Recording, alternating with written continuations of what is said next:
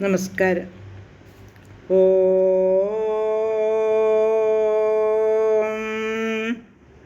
ഓം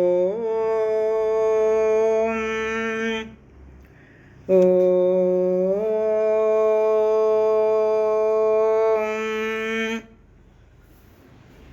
സർവമംഗളമംഗല്യേ ശിവേ സർവാർത്ഥസാധികേ ശരണ്യേ ത്രയംബകേ ഗൗരി നാരായണി നമോസ്തുതേ. ഓം മഹാദേവ്യൈ നമഃ. ശ്രീമദ് ദേവി ഭാഗവതം പ്രഥമസ്കന്ധം അധ്യായം 18 55 ശ്ലോകങ്ങൾ പാരായണം ചെയ്തിരുന്നു. ജനക മഹാരാജാവ് എന്തെല്ലാം ധർമ്മങ്ങളും മഹത്വങ്ങളായ തത്വങ്ങളുമൊക്കെ ഉപദേശിച്ചിട്ടും ശ്രീശുകന് അതങ്ങോട്ട് ശരിക്ക് മനസ്സിലായില്ല. അതുകൊണ്ട് ശുകൻ ചോദിക്കുകയാണ്, എൻ്റെ സംശയം അങ്ങോട്ട് വിട്ടുപോകുന്നില്ലല്ലോ രാജാവേ എന്ന് പറയുന്നു. എല്ലാ വൈദിക ധർമ്മങ്ങളിലും ഹിംസയുണ്ടല്ലോ. അധർമ്മം നിറഞ്ഞത് തന്നെയാണ് എല്ലാ വൈദിക ധർമ്മങ്ങളും. അതുകൊണ്ട് വേദോക്തമായ ധർമ്മം എങ്ങനെയാണ് മുക്തിപ്രദമാകുന്നത് എന്ന് ശുകൻ ചോദിക്കുന്നു.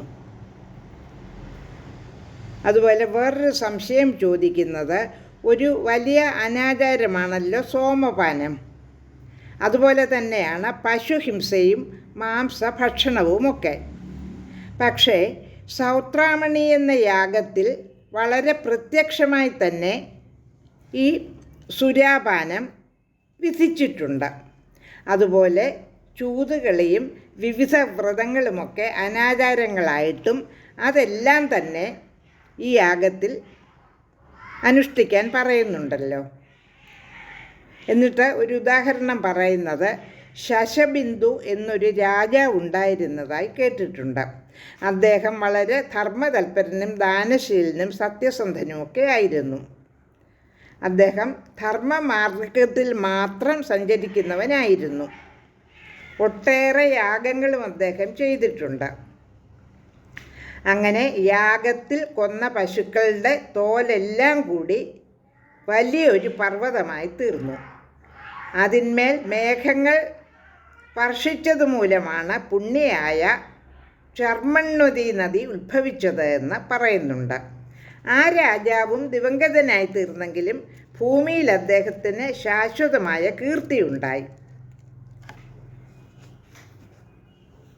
ഇനി ശ്രീശുകൻ എന്താണ്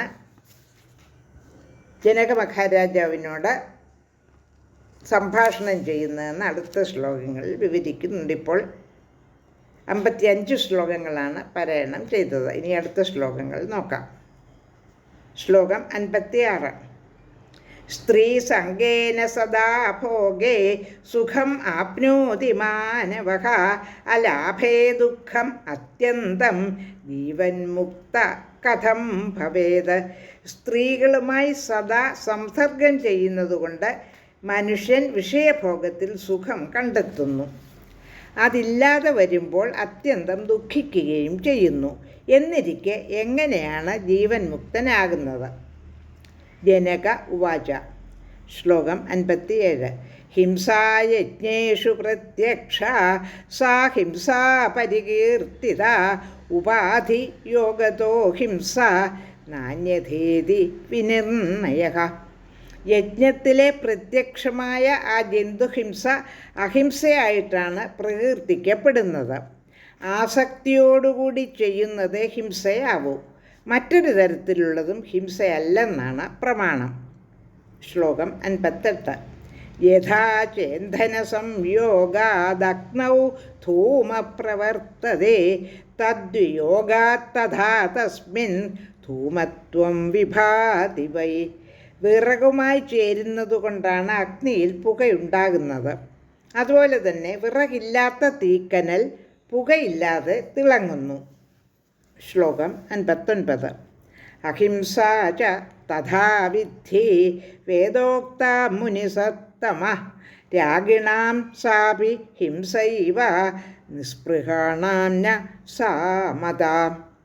ഹേ മുനിസത്തമ, അങ്ങനെ വേദോക്തമായ ഹിംസയെ അഹിംസയായി തന്നെ കാണണം.